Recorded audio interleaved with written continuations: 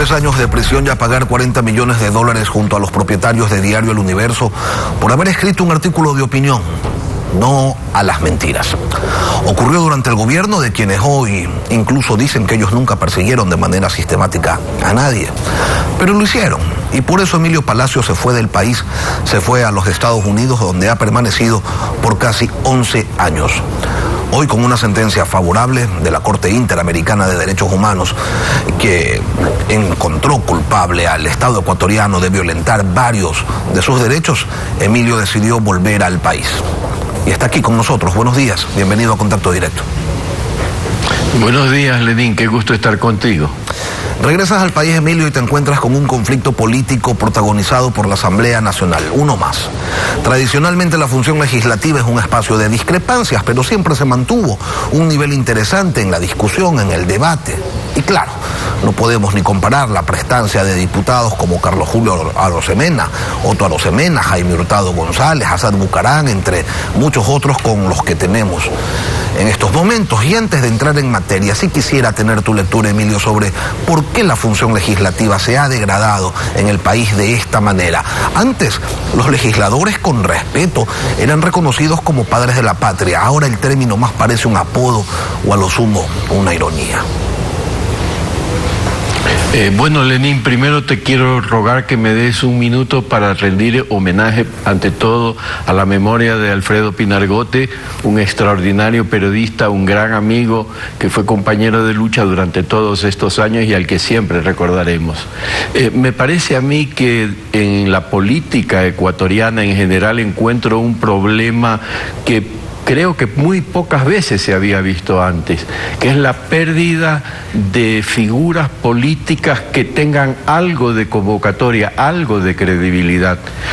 Aparte del presidente Lasso, que tampoco es que en este momento está en su mejor momento, pero al menos tiene una presencia como líder ante la comunidad. En el resto, sobre todo en la oposición, no hay figuras.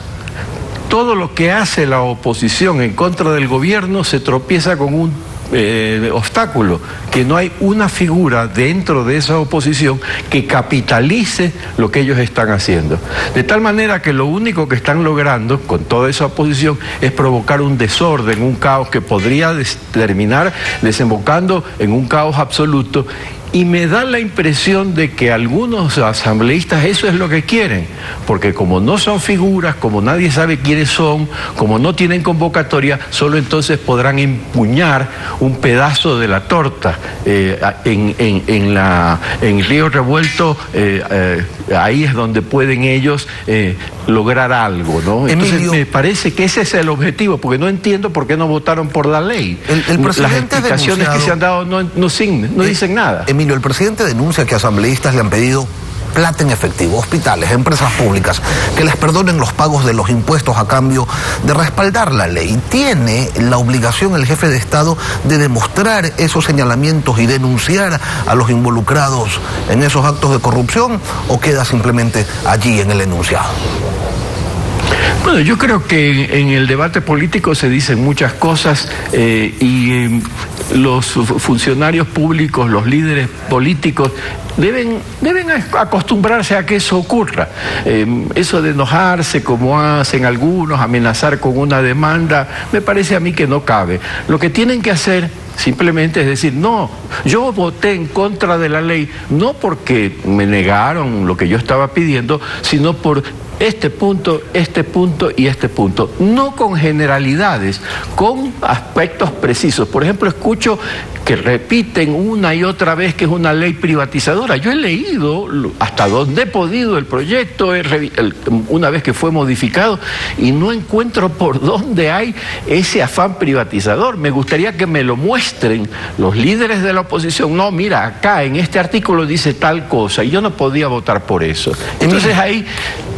El gobierno te condecoró hace 2 días, almorzaste en Carondelet, hablaste de política con el presidente Lasso. ¿Tiene salida este caos institucionalizado que vive el país o estamos al borde de un abismo en donde no caben sino medidas radicales? Mira, cuando uno está lejos, como estoy yo, he estado durante 10 años lejos del país, uno se pierde en muchos detalles, no se entera de muchas cosas que son de precisión fina, que son importantísimos para el análisis político, y obviamente a mí esa información me falta. Pero también, si tú estás alejado, ves el bosque un poco mejor, porque ves el conjunto del bosque e incluso el entorno en el que el bosque está. Quizás eso a mí me permite pensar, quizás demasiado ingenuamente, que en el futuro el país tiene que ser optimista.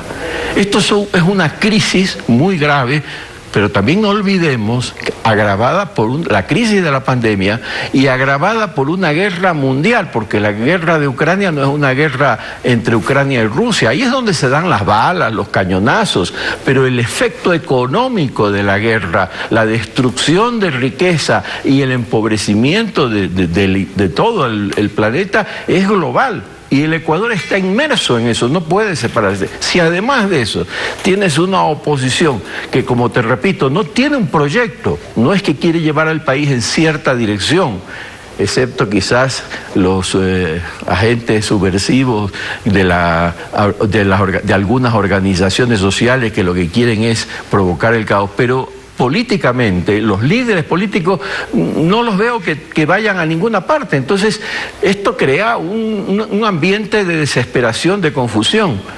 Pero yo he conversado con las personas con las que me he encontrado estos días, les pregunto cómo ves la situación. Algunos están muy satisfechos, otros no, y les digo, bueno, ¿y cuál es el problema que más te molesta? Y cuando quiero que me precisen cuál es ese problema, ya ahí encuentro dificultades, porque al mismo tiempo hay cosas muy buenas que se están produciendo.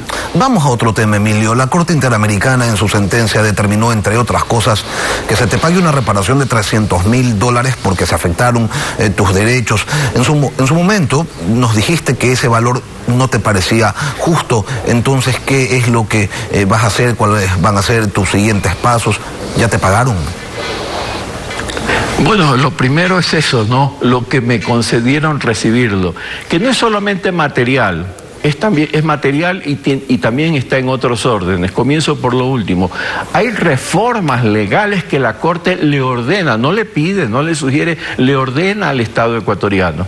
Por ejemplo, la ley de comunicación no puede seguir vigente, y sin embargo veo que en la Asamblea, dedicados a tirar piedras para que todo esto nos lleve al caos, no se toca siquiera el tema de la ley de comunicación. Alguien me hablaba de algunas redacciones de algunos borradores, espero a leerlos, espero a verlos, porque lo que escuché me pareció escandaloso. Pero vamos a ver, vamos a esperar.